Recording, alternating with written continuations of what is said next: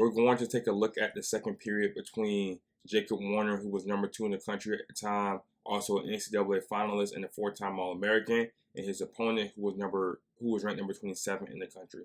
So Jacob Warner, it says 8-0, but he's up 8-1. I believe they didn't put the escape point from the first period. So his opponent has a crossroads, tries at Easton. Jacob Warner doesn't budge. And then, yep, he's up 8-1.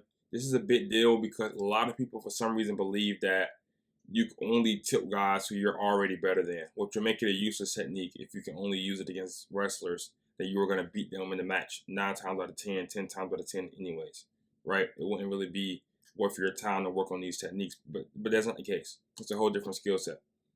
So Jacob Warner almost tries to do like a sit-out type of thing, and he gets an Easton grip, takes it back for 4 count. So now it's 8-5. Shows his hand. Now Jacob Warner remains to be on his elbows and forearm. When that happens, it's very easy to grab wrist control again. So that's what Cole does, and he goes in again for a crosswise tilt. Has another Easton. At this point, he has the lead. He's going to be up 9-5. Does punch the bar. Doesn't use the bar, but that's a good habit to have, especially if you want to go for a pin after the fact. Again, as you guys can see, when he lets go on his forearm still, just grabs it again. That's a great habit to have. You'll see guys like Ryder Downey use it all the time. Now, he does lose to cross wrist, but when guys are remaining, gets it back. Guys do remain on their forearm and their elbow all the time. Again, post it up. Tries to reach back for something and kind of just puts his forearm on the ground. And when that happens, just pull.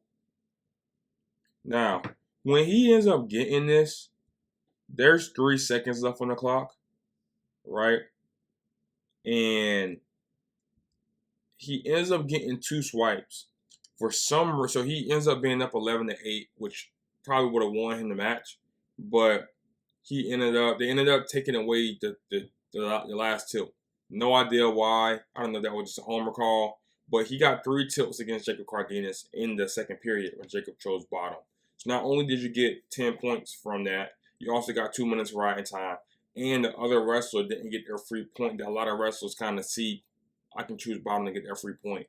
So you can tilt a lot of really, really good wrestlers. Maybe a guy like Zane Rutherford, Jason Nope isn't getting tilted, but a lot of wrestlers are getting tilted, especially the type of wrestlers that you're most likely going to be wrestling at the high school level, middle school level, and even at the D1 level, right? Jacob Warner, NCAA finalist, 4-time All-American, ranked number 2 in the country at this time. It's not like he was in a slump or this was a bad time in his career. No, he was still pretty good. So that's all I really wanted to show, kind of just building people's belief that crosswise is really, really good. It's a really good system, hard to stall against, and they can work against almost anybody in the country. So thank you for staying to the end of the video, and I will see you guys on the next one.